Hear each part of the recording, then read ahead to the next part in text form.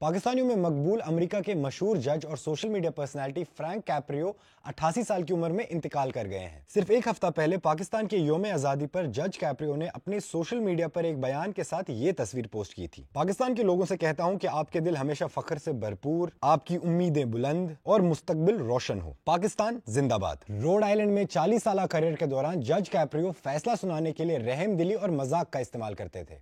Guilty or not guilty? What do you say? Guilty. Guilty. वो कटघरे में मौजूद लोगों के जाती हालात को भी मद्देनजर रखते थे।